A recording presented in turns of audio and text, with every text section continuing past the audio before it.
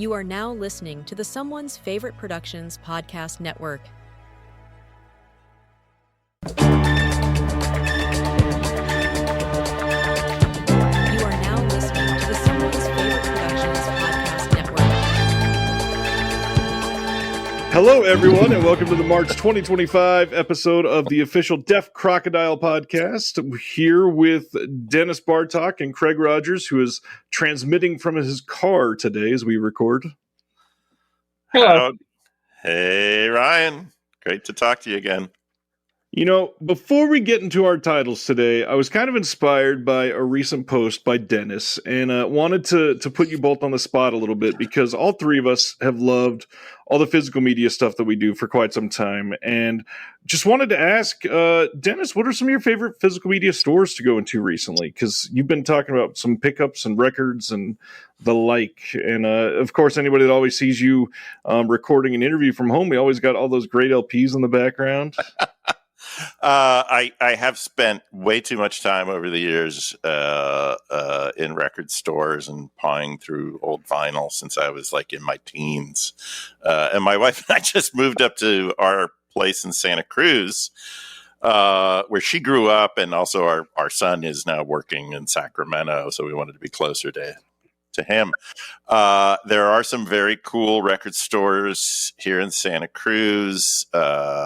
Streetlight is an old school one that's been around for many years on the Pacific Garden Mall. There are a couple guys that just have boxes of records they set up like you used to see in New York City back in the 80s when I went to film school there.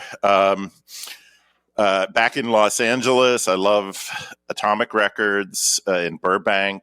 They are one of the best kind of specialized collector stores. They also sell a lot of Blu-rays and DVDs.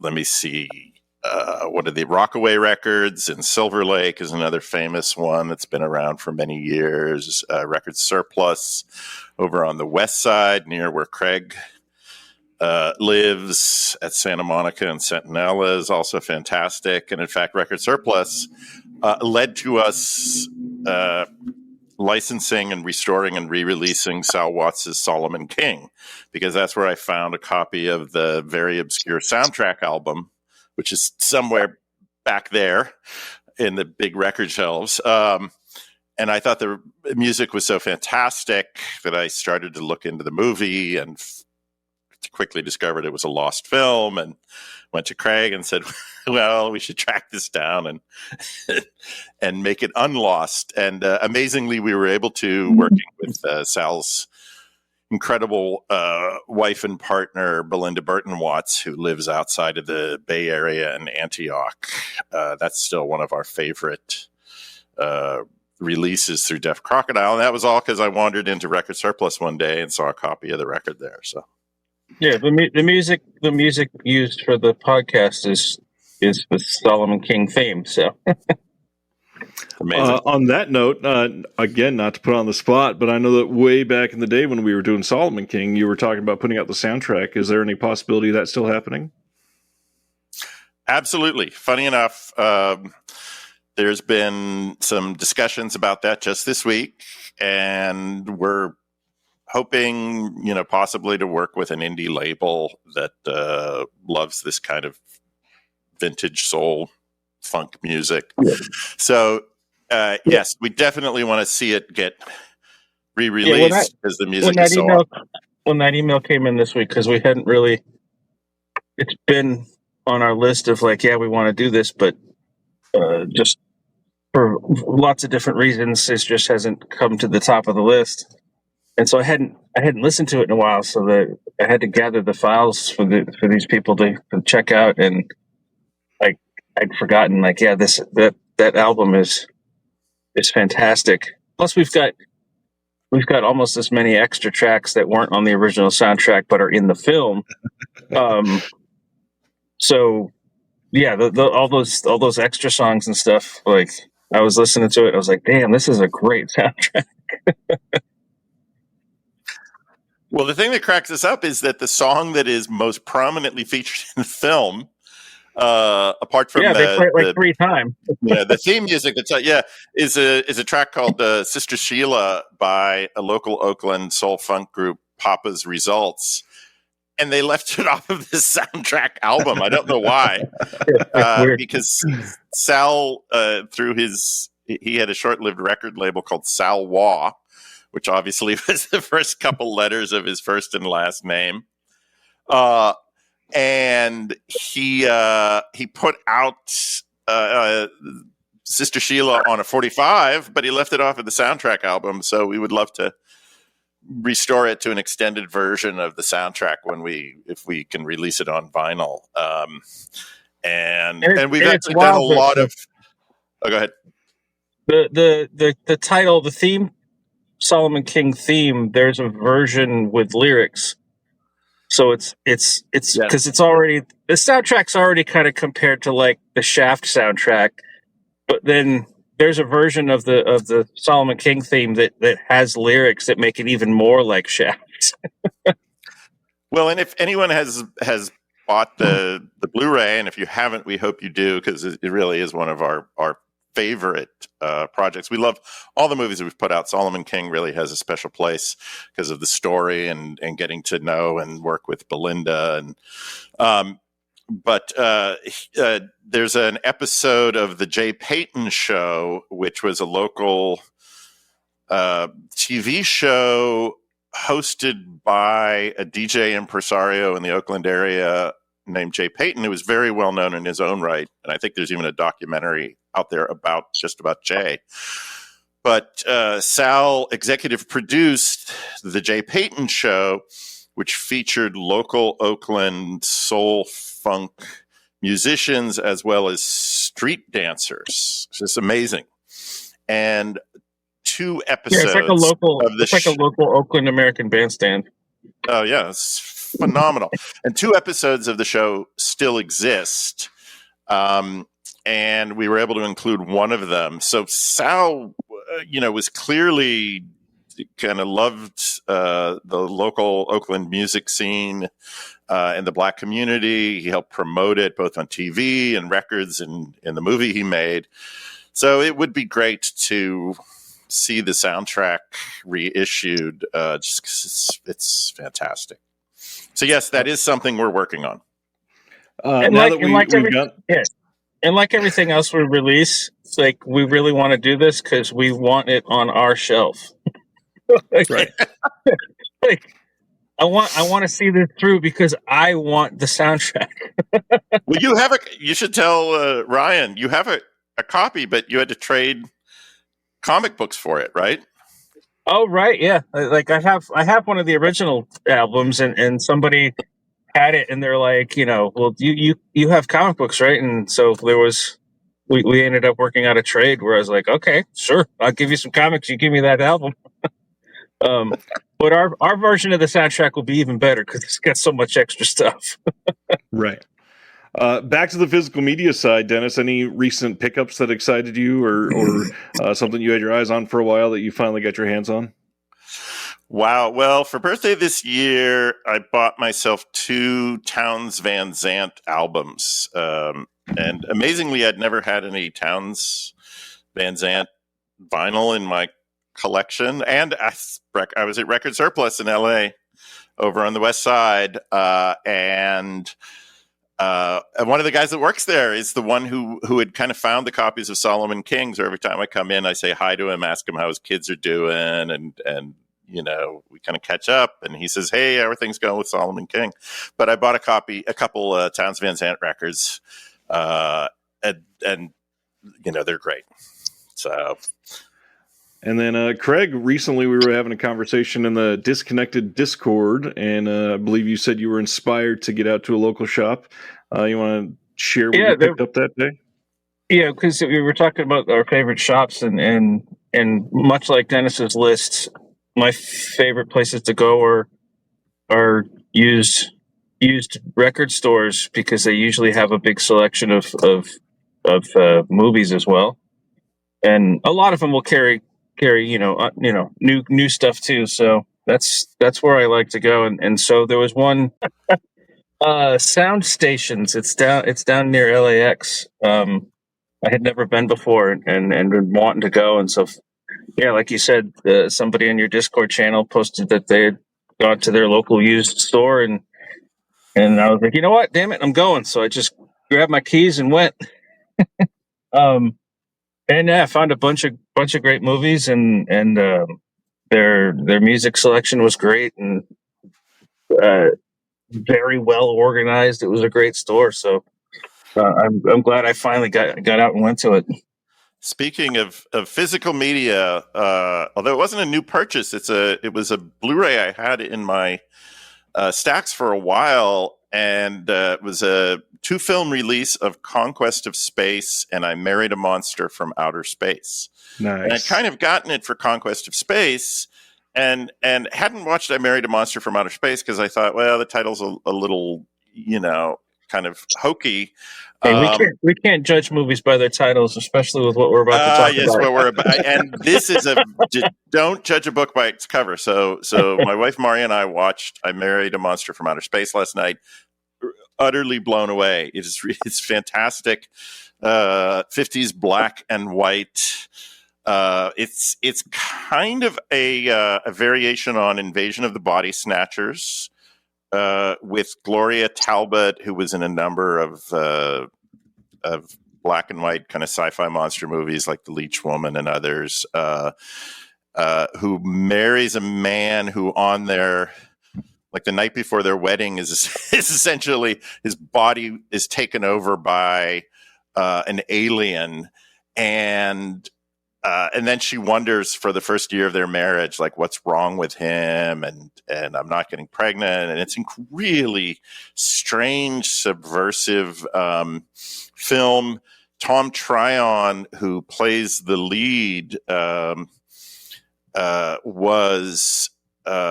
he was married at one point, but later in life, he I think he clearly came out as a gay man and had male partners, and it's really interesting to look at the film from that perspective, and especially Tryon's performance as someone who's having to pretend to be something he's essentially not, and it reminds me a little bit of Teenagers from Outer Space, which you guys may be familiar with, which is another really kind of strange, wonderful, subversive late 50s film with a very strong LGBTQ kind of theme and subtext to that film as well. I wish it actually had a different title, because it's Gene Fowler Jr., who was best known as an editor for many years, who did It's a Mad, Mad, Mad, Mad World for Stanley Kramer and worked on tons of TV. It was one of the handful of films that he directed, along with I Was a Teenage Werewolf.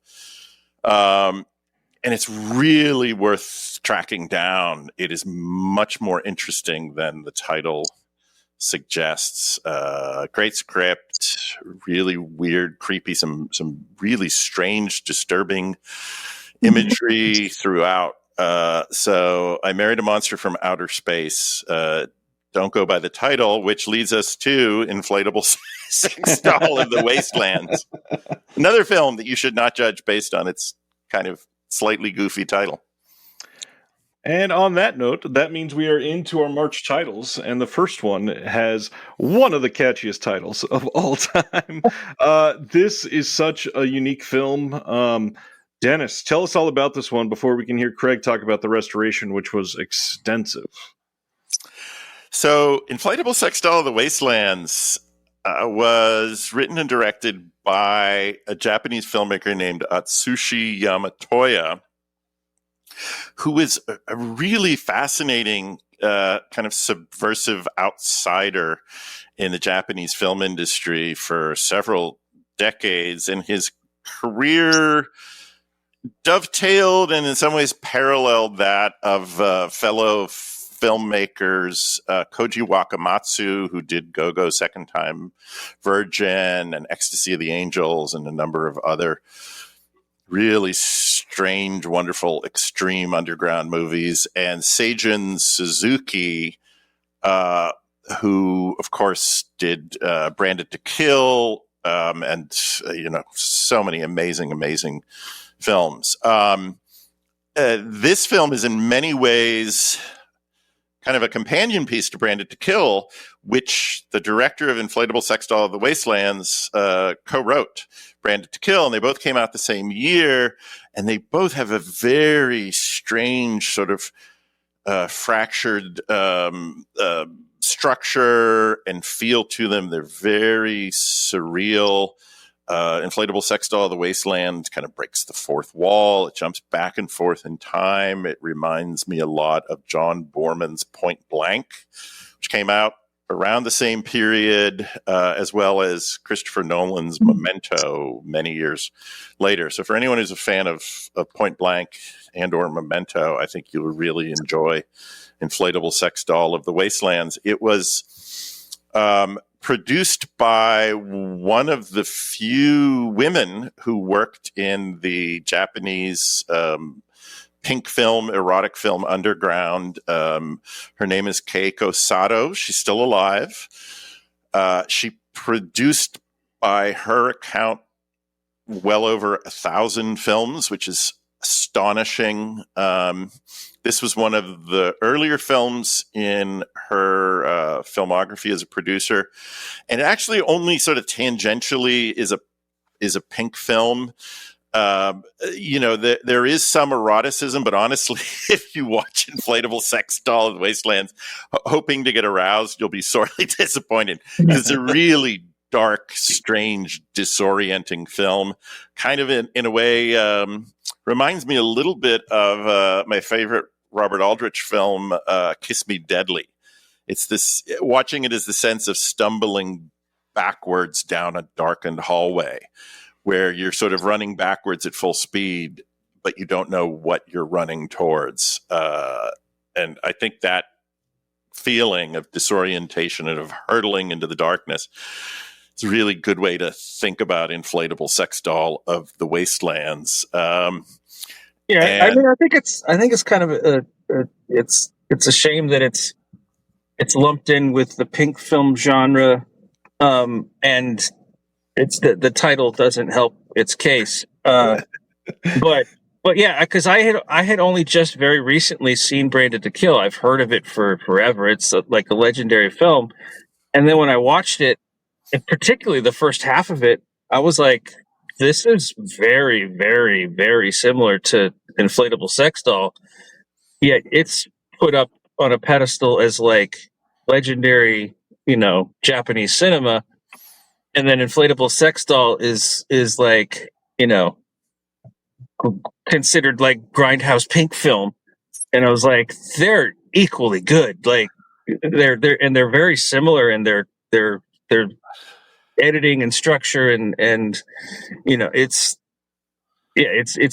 just because it's the title and the fact that it's considered part of the pink film industry that I think if it had a different title, I wouldn't be surprised if it had been scooped up and put in the Criterion Collection decades ago.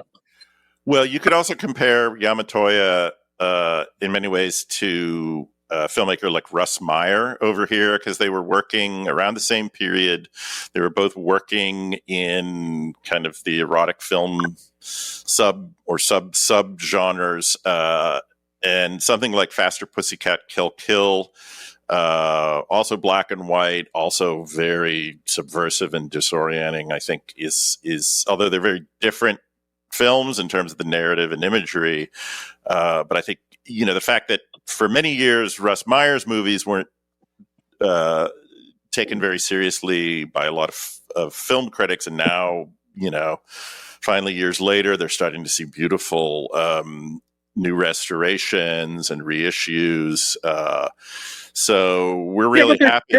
They're kind of still considered like sex films, whereas like Inflatable Sex Doll, it just has that horrible title. But you watch the film and you're just like, this is friggin' incredible, and it's not a sex film in any way. Like, there's some nudity in it, but most movies prior to the last 20 years did. Like, yeah, Well- and it's not meant to titillate at all. It's you know, Yeah. whenever there's nudity, it's usually a horrific scene. Like, it's not meant to be titillating at all. Like, Yeah. Well, to compare it to music, what it really reminds me of is the experience of listening to like the Velvet Underground's Sister Ray or Venus in Furs. It has an amazing kind of dissonant free jazz score, Inflatable Sex Doll, incredible cinematography. I think one of the reasons, well, there's probably a number of reasons why it has been off the radar even for a lot of hardcore Japanese film lovers, is that the materials that survive on it are in really poor shape. As far as we know, there may only be one surviving release print of the film. We licensed it through our good friend Stefan Hohl at Rapid Eye Movies in Germany, who has worked with Keiko Sato on trying to scan and release a number of the films that she produced. And this film was released a few years ago as part of a box set, but it was not fully restored at that time. And we looked at it and we were like, oh, this is fantastic. I love Japanese cinema very passionately. I mean, I produced a film, was shot in Japan. My mother acted in Japanese movies in the late 1950s, so I was so excited. Craig, you could talk about the restoration, but this was one of, if not the most difficult, both picture and audio restoration projects we've for sure at Deaf Crocodile. It was really difficult. Because we had talked to Stefan and about the elements and the condition they were in, and like he had said that they released it. They kind of, you know, scanned it and did a color grade pass, but kind of left all the issues in and figured they'll just release it kind of as a grindhouse edition, like it's and leave the problems in because there's so many problems. And so, yeah, even the scan itself was in, like, originally they were just going to give us their HD master that they had used. And so I was like, well, do you have all the elements that you used? And so we went back to that, which was the scan of that print, which even in itself had to be scanned in pieces because it was, you know, there were so many breaks and cuts. And so the first heavy lift was just taking all those pieces and figuring out the puzzle of putting them back together, which that in itself was a challenge that I hoisted off onto Tyler because he's really good at it. But you also, every time we had it on our release schedule several times, and every time Craig would take another look at the materials and you go, oh my God, we're not making that date. we got to push this back. So it actually got pushed back like 3 or 4 times, which we rarely do, several times, because Craig was like, oh my God, this is going to take me so much effort and concentration just for this one movie. So and again, you know, we've got a disclaimer at the head of it, like letting people know that, you know, this is from a very tattered release print. That was, you know, it was just in absolute rough shape. So I've done the best I can, putting it, you know, back together, cleaning up everything I could clean up, and for the most part, it looks great. There are some scenes that the print, it looks like the print must have gotten water damage at some point. So there's some really kind of wild. It ends up kind of looking like flicker when you watch it played back. And I've tamped that down best I could. But the rest of it, actually, you know, it's quite beautiful. It's you know, it's widescreen black and white. It's really gorgeous. And so it looks as good as it's probably ever going to look again. And then the audio also had some transfer issues. And we had to reach out to our pals at Audio Mechanics to work their magic. There was a repetitive this noise in the background of some scenes. I don't even know how they do it at Audio Mechanics. There's like, so that they got rid of that and salvaged, the dialogue. Like they just did a great job. So I'm really happy with the end results of this, but it did take a really, really long time. This was a release that I first talked with Craig about on the release schedule. I mean, we're talking maybe 18 months ago at this point. Probably. Yeah. And I recorded an interview with Harvard University film professor Alexander Zoltan, which is on the release. It's a great interview about the pink film subgenre, about this movie in particular, and Keiko Sato's work. And I reached out to Alexander saying, "Hey, the film's coming out," and he's like, "Oh my God, that's fantastic! Like, we did that interview so long ago, I'd kind of forgotten about it." But I'm so glad that we were finally able to make it look, as Craig said, as good as it's going to look. There's a great commentary by film historians Arne Venema and Mike Leader, who are experts in Asian and Japanese cinema, and they did a fantastic job. It's the first commentary we've done with those guys, and I'm hoping we'll get to work with them more. I think through your recommendation, Ryan, if I'm not mistaken.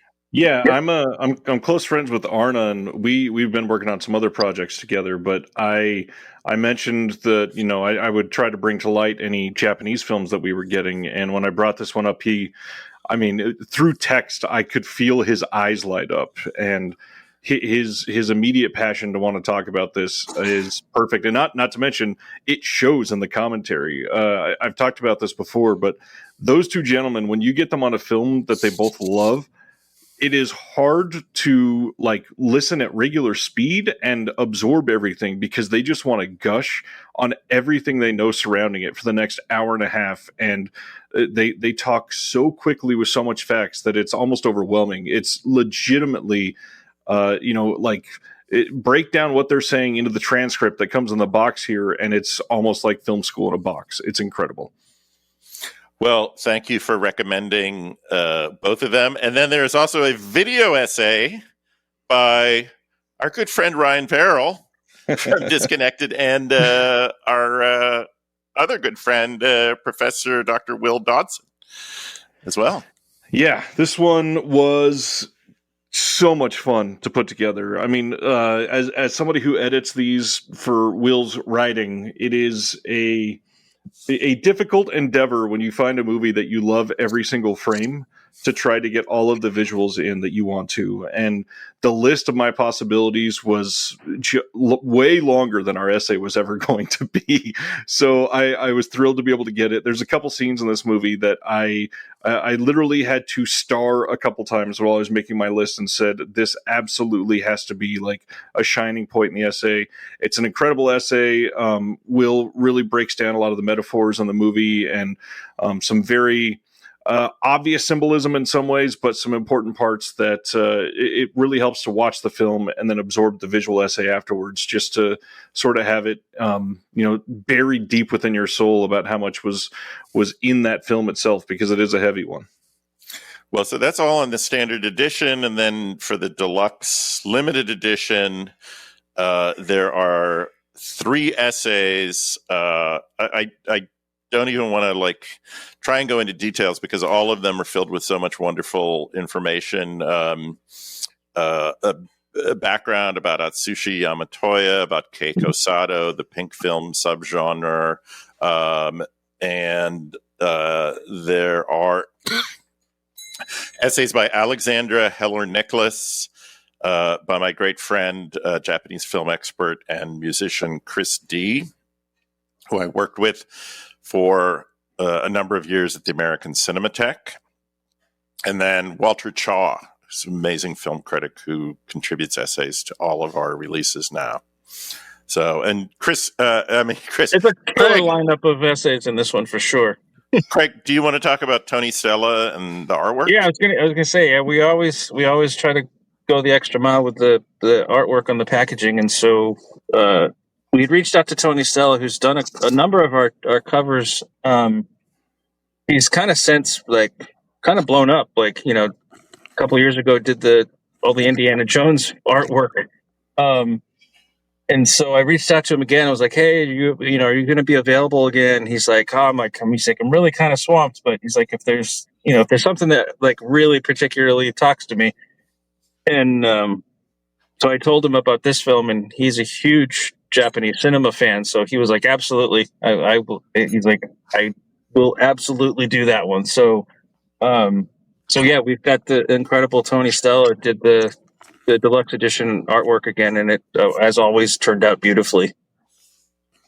Amazing. I mean, this is one that I know some people have been excited about. Dennis mentioned the Pink Films box set that it came out earlier, and that one's been out of print for a long time. So this film in HD, even with a not great restored version, has not been able to be seen for quite some time. So this is a gift. Yeah, I hope it inspires people to try and seek out more of Yamatoya's work. He had a fascinating career. He collaborated on and off with, as I said, Koji Wakamatsu and Seijun Suzuki. Directed some other really interesting films, was a writer on a number of really fascinating projects, and deserves to be much better known for his own work and not just sort of in connection with Branded to Kill, which he co-wrote. And hopefully this will be sort of the gateway drug for a lot of people to start to explore Yamatoya's work as a director and writer. I want to shout out Anna, who does all of our trailers, and I love all of our trailers. The trailer for Inflatable Sex Doll is like next level. Like, it is so good. She knocked that one out of the park. So watch the trailer and enjoy it. I love that you were so excited about the trailer that you messaged me and said, I have to release this early. Yeah, I love that trailer so much. Like it's how I like, it doesn't give away anything, but it really makes you want to see this. Like, that's what a trailer is supposed to do. Yeah. And I also think that Inflatable Sex Doll is a film that will reward multiple viewings, kind of like Point Blank or Kiss Me Deadly or some of the other films we sort of compared it to. I think you need to watch it a couple times to even just sort of figure out what's happening in the narrative. And again, I don't want to kind of give anything away, but there are a couple different ways to look at the film and what's happening and who's alive and who's dead and who's the killer and who's not. So, and these are talked about in the essays that accompany it in the booklet as well. But I will say that you can read the film literally, and then you can read the film metaphorically in terms of kind of dream symbolism or a metaphor, and very different ways to interpret what is happening in the film. Right. So now, if black and white cinematography is not what somebody's after, Craig, why don't you share about our very colorful release coming with it? More Bill Plympton, which is never a bad thing. Never. So, yeah, following last month's I Married a Strange Person, we have his Mutant Aliens. So it's his Bill Plympton's kind of twisted take on a 50s sci-fi film. And as usual, it's wild fun. If you know Bill Plympton stuff, that's all you really need to know. It's another Bill Plympton feature. His imagination goes really weird places, and it's always fun. So yeah, it's every scene is always like you don't know where it's going to go. There's no way you could possibly anticipate what he's about to do, because it's always fun. They're just fantastic. And again, we have another of the Guard Dog shorts. There's a couple of shorts on here, and again, another of his Guard Dog series, which I think I'm not alone in thinking they're the absolute best shorts he does. The dog is so damn cute.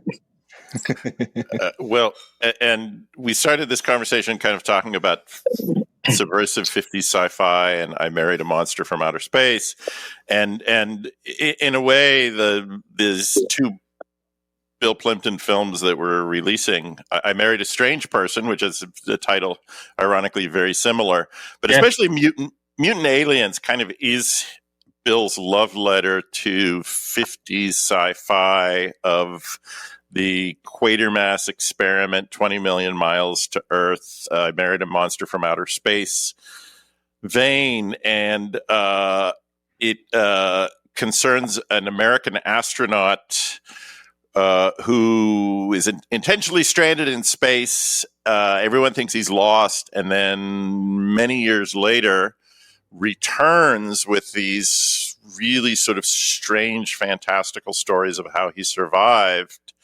And his daughter, who is very young at the beginning of the film, is now an adult, is one of the main characters as well. And it is like almost all of Bill's features, it is really hilarious, and it is also very R-rated. I rewatched I Married a Strange Person the other day because we got our first advance copies, and my jaw was on the floor. He goes places. I forgot just how extreme, like the sex scenes in it, and they're hilarious. They're hilarious, but they are so funny, very extreme and sort of NC-17, and it's fantastic. I mean, what we love about there's so many things we love about Bill Plympton's animation, but it's I guess what I would call the cartooniness on a very basic level, that he uses the animation medium the way it should be used to do things that you just can't do. You could never get away with in live action. And even if you attempted them now through CGI, which ironically, although it tries to be photorealistic, is its own form of animation, right? They would never be nearly as wonderful and strange and surreal as what Bill does. Yeah, well, it's the combination of he's using, just hand drawn animation, but it's also like even if you had 100 animators today and told them, here, hand draw this story, they don't have his twisted mind.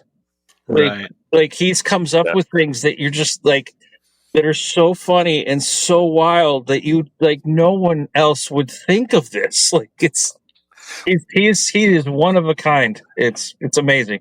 Well, and the times I watch Bill's work, I also see parallels to the work of David Lynch, because they both were fascinated and had a real fondness for a kind of 1950s nostalgic vision of American culture and society, but they also loved subverting it and showing how underneath this sort of, placid, normal surface, it was very twisted. So, Lynch in, of course, Blue Velvet and Twin Peaks and films like that, and Bill in I Married a Strange Person, Mutant Aliens is kind of, they're both sort of treading the same territory in terms of their fondness for that vision of America, but also wanting to talk about just how weird and surreal it is underneath the surface. Mutant Aliens is fantastic, really is, and especially if you love sci-fi movies, which clearly Bill does. I think you'll really love this one. I agree. This is a solid pickup. What kind of extras are we looking at on this one? We have an interview with the great Bill Plympton himself. He sat down with me a couple months ago and talked about I Married a Strange Person and Mutant Aliens, and we kind of chopped them up onto the two releases. We have two more of his short films, Hot Dog from 2008 and The Cow Who Wanted to Be a Hamburger. He has so many incredible short films to choose from. It's actually really difficult when we've put out these features, like, oh, what do we put on there with them? There is a fantastic commentary by longtime collaborators and fans and admirers of Bill's work. Animation producer and podcaster Adam Rakoff, podcaster James Hancock, and John Holderried of Plympton Studio. John has worked with Bill on many of his films in all sorts of different capacities, providing voices, behind the scenes, even I think playing music on some of them. Like he's got a little bit of everything. You look at the credits and it's like John Holderried.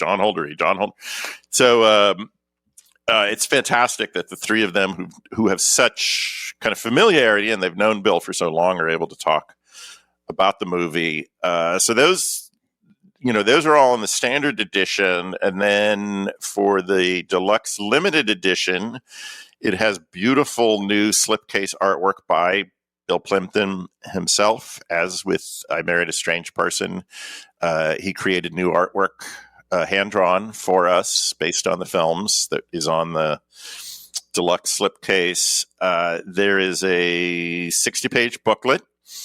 There are essays by Walter Chaw, again, who writes for all of our booklets, and my dear friend Stephen Peros, who is a screenwriter, playwright, film journalist, film historian, has done a number of edited and contributed to a number of books recently on kind of sci-fi, mutant monster, giant bug films. And so I reached out to him, and he kind of talks about mutant aliens as part of that sort of tradition of sci-fi mutant monster films. And then there's a wonderful introduction, a written introduction by the great Weird Al Yankovic, who is a friend and collaborator, has worked with Bill, and was super happy to send us a lovely tribute to Bill's work that we included at the beginning of the booklet. So we're super happy. This is our third Bill Plympton feature release. We are hoping to do more, working with him in Plympton's studio, and maybe eventually have a beautiful box set that we could put out of Bill's work, because he is one of the most important, truly independent, iconoclastic, and unique animators, certainly in American animation and I think in world animation. He's like hugely revered and admired around the world for his work. And it really is Bill's very unique vision that you're seeing in all of these films, which is another reason why I think his work has a lot of similarities to David Lynch, because Bill has such a strong vision of kind of surreal American life. And somehow I still don't think the many times that you said unique captures just how unique Plympton is. No, and when I was going to film school in the 1980s, and he was working he would work as a comics artist, cartoonist, as well as he was starting to do, his first short films were coming out and getting a tremendous amount of buzz, like Your Face and others. And then his features came out, starting with The Tune, which we put out. Wow, was that the beginning of last year, Craig? It was. I think so, yeah. Oh my God. Can't believe it was only it was like 14 months ago that we put out The Tune. And so it's great that we're able to work with Bill, and he has a new feature film, which hopefully people will get to see soon in theaters or on home video and streaming, called Slide, which is really wonderful. So he's still out there creating amazing new work, which is great. Excellent. Yeah, these both sound like incredible releases, and I'm so glad that Deaf Crocodile is still leading the charge on animation. Obviously, those titles are not few and far between lately. We've got a lot of exciting stuff coming up soon. One thing before we go today, some recent happenings and catch-ups. Before this gets posted, it will still be time for the international subscription to be open. Craig, you want to talk about that one at all? Yeah, we created an international subscription just because shipping costs are so darn high, particularly internationally. So we thought of a simple way to try and help reduce the cost of that is to, instead of sending out something every month and having that big shipping charge, we'll just do it quarterly. So for international fans, we have an international subscription, which is quarterly. So it'll be the 3 months worth of releases all shipped together, in one shipment to save you a bunch of shipping charges. So that's enrollment is open until April 7th for the next quarter. So if you like what we're putting out, that's the best way to do it. And also, you make sure you won't miss any of the deluxe editions, because it's all the deluxe editions are what's included in the subscription. So it's just a convenient way to make sure you get all our stuff, and for the international folks, it saves you some shipping costs. Well, and I should say that the deluxe editions are starting to sell out. So we are getting close to being sold out on the limited edition for Helmut Herbst's The Cathedral of New Emotions, which came out just in January. So people should not sleep, both here domestically and if you're overseas, because these limited editions are going to be selling out, I think, quicker than people may think. So we'd encourage you to buy early, buy often. As they say, what was it used to say about voting in Chicago? Vote early, vote often. So buy early, buy often. And then, Craig, I don't know, do we want to talk about some of our, I can't remember, Ryan, maybe you remember which ones we've announced. There's so much. Oh my God. In the realm of great world animation, in June, we're putting out the great Hungarian animators' magnum opus, Marcel Yankovic's The Tragedy of Man, which took nearly 25 years for him to complete. It is one of the longest, most mind-blowingly psychedelic films in all of animated history. An unbelievable achievement. So many different visual styles and references to world art and culture throughout the film, that it's impossible to really encapsulate. But it's very, very cool. And then in July, we're putting out a deluxe expanded edition of one of our most popular releases, which is the great Czech animator and filmmaker Jiří Barta's The Pied Piper.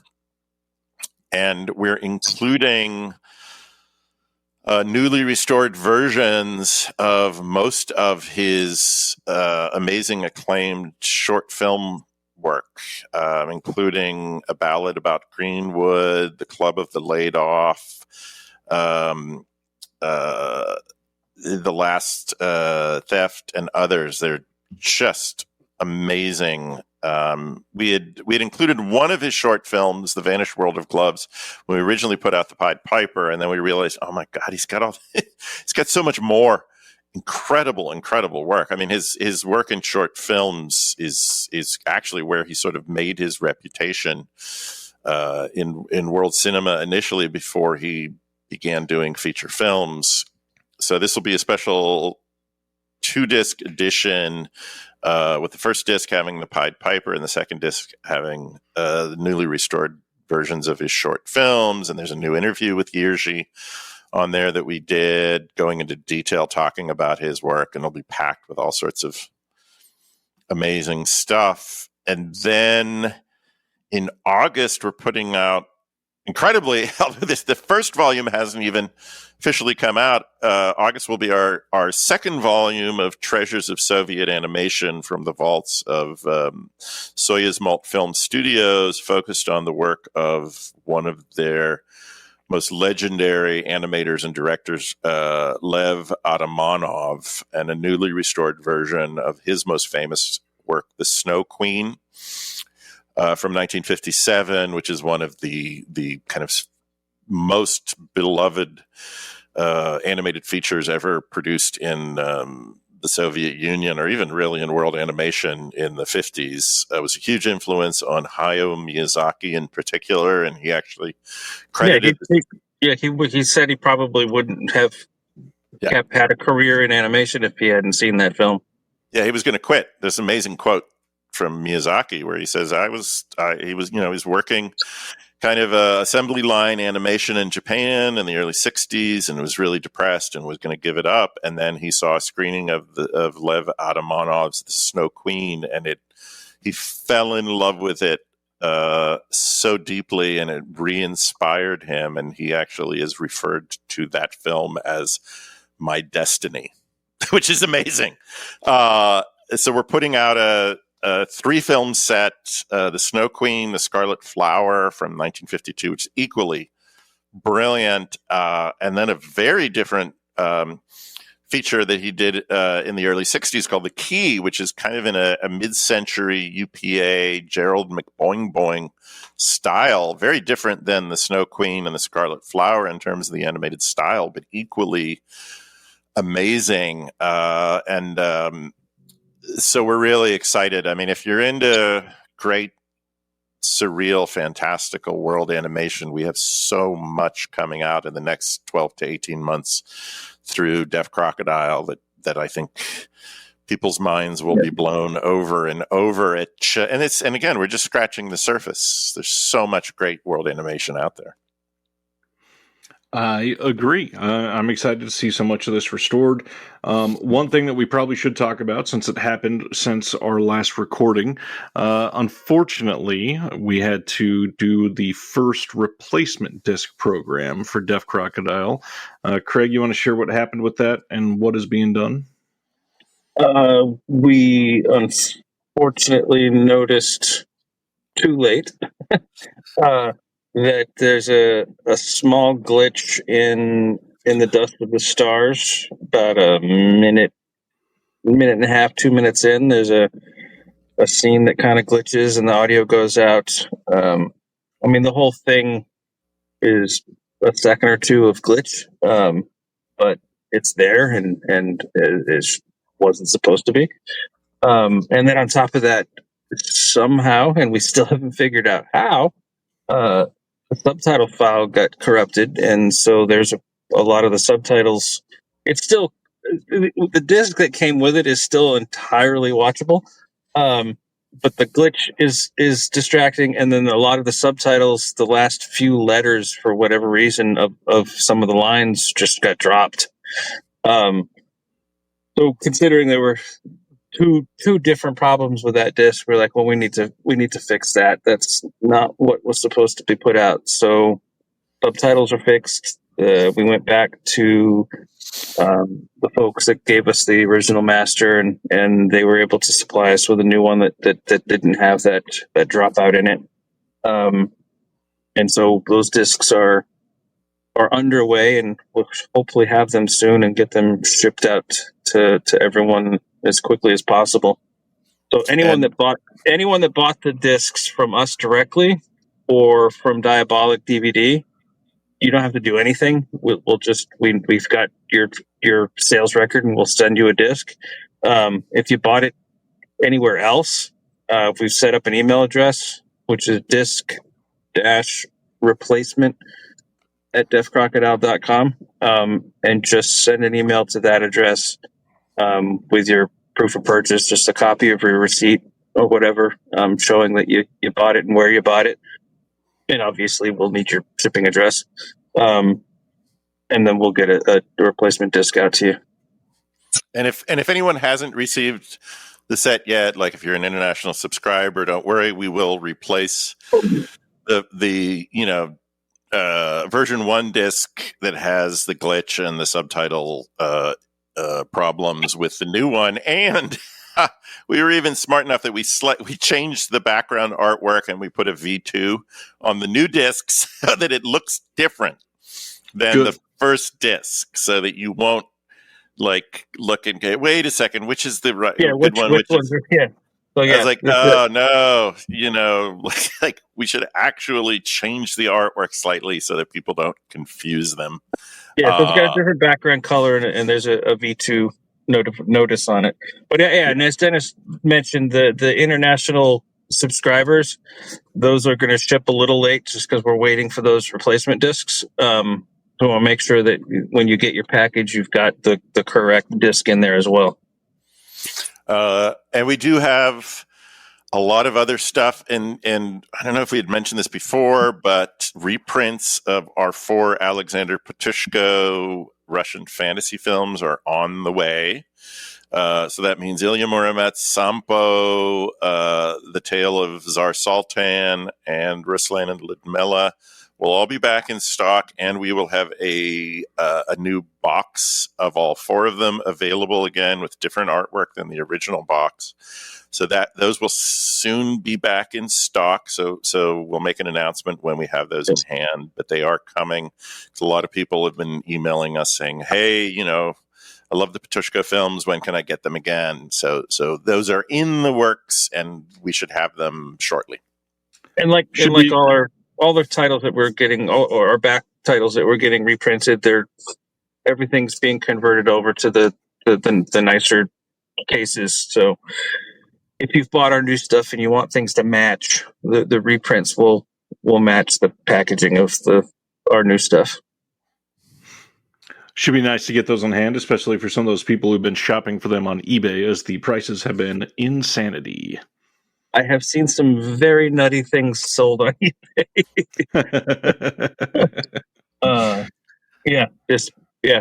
Kind of bonkers. I know. When I see that, I'll go looking for some obscure, a title or rarity that's now out of print, and then I'll go on eBay and I'll be like, "What? You're asking how much for this Blu-ray that came out in 2016?" And I have to admit, I don't know if this makes me the bad guy, but sometimes I'm like, I have that movie, and I look at my shelf, and I'm like, yeah, I'll sell that. If someone's going to pay $100 for it, I'm like, here you go. Wait a second, I'll trade that to you for a copy of the Solomon King soundtrack. Exactly, yeah. Yeah, and that's true. We're always open to trades. Somebody has some great, Latin jazz or Latin funk records, and they're like, "Wait, I really need this out of print Deaf Crocodile." I don't know. They can reach out and we'll work out a barter system or something. All right. I mean, this is shaping up to be a pretty exciting month. Very different style films that I think will make everybody at least a little bit happy. 2 that I truly appreciate. And I just want to say thanks again for Craig and Dennis continuing to toil away at the amount of stuff that you're putting out. It's been an incredible year over the last year. I'm excited to see what's next. Oh, I got to tell you, there's much, much more to come, especially as we get towards the third and fourth quarter of the year. There'll be some incredible box sets coming out. More than we've ever done before in such a short period. Multi-film box sets by some really wonderful world filmmakers from Austria, from Finland, from Germany. Oh my God, there's so much great stuff. Yeah, we got a lot of stuff coming out. I didn't really think about it until fairly recently. I was just looking at our schedule. A lot of our releases are at least 2 discs coming up. Yeah, and some will be 3 discs, 4 discs. Yeah, some will be even more. So a lot of amazing stuff for people to dive into. Stay tuned. There's one release in particular where it seems like every other day I get another email and they're like, "Oh, we've got this we can give you too." So it's like, I'm gonna have to check with David Mackenzie. I'm like, can all this fit? Like, there's so much stuff. It's a good problem to have. All right, gentlemen. We will talk to you next month as we cover the April announcements at the end of April. And until then, everybody keep checking it out. If you have any questions, the label is very quick to respond to things. So just let us know, and we shall see you on the next one. Thank you so much, Ryan, for all of your contributions, you and Will, and everything you do. You have both been such incredible collaborators to our really invaluable contributions to our releases. Yeah, we do point out that Deaf Crocodile is essentially Dennis and I, but it's only kind of half true. Like, people like you, Ryan, and Anna does our trailers, and Beth does our graphic design. It's like, we absolutely couldn't do all this without all the help we get. Oh, yeah. Walter Shaw contributes essays to all our releases. David Mackenzie, who does the authoring for our Blu-rays. Like, there's so many people, and many of them, like, on the other side of the world, literally in Bulgaria and England and all over. Every one of these releases usually features people. Inflatable Sex Doll of the Wastelands. Arne and Mike, are they in Hong Kong? Both? It depends on the month. They are all over Asia. Yeah, they're all over Asia, but and especially as we're entering a period in American history where there's so much tightening of the borders and shrinking of the view of America as part of a world community. I think it's really important for people to realize that, really is like one planet, and doesn't matter where you live. Everyone is interconnected, and there's incredible richness of art, music, film, animation all around the world, and people around the world are contributing to these releases. So I know I'm starting to sound like Disney's "It's a Small World After All" ride, but in a way it's true. In a way, it's true. It is a small world after all, and I think that's really important, especially this moment in American history, to keep in mind our connectedness to people from other countries and other cultures. Absolutely. It's an incredible point, and I'm excited to be a part of a company that is all for advocating for that. Thank you very much, Ryan, for, again, everything that you and Will do to contribute. All right. We'll see you all next month. Be safe out there, and we'll talk to you then.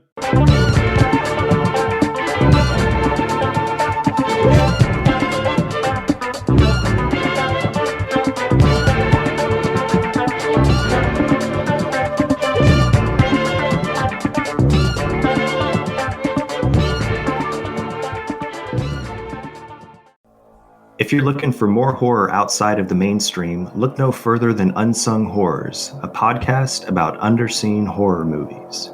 I'm Lance. And I'm Erica. Every other week, we'll cover a horror movie with fewer than 1,000 views on Letterboxd. We'll even give you double feature recommendations to pair with the movies we discuss.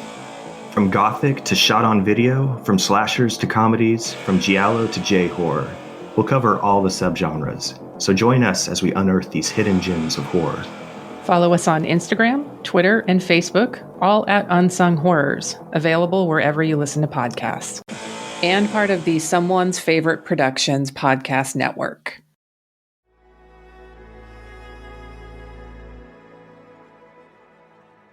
Thank you for listening. To hear more shows from the Someone's Favorite Productions podcast network, please select the link in the description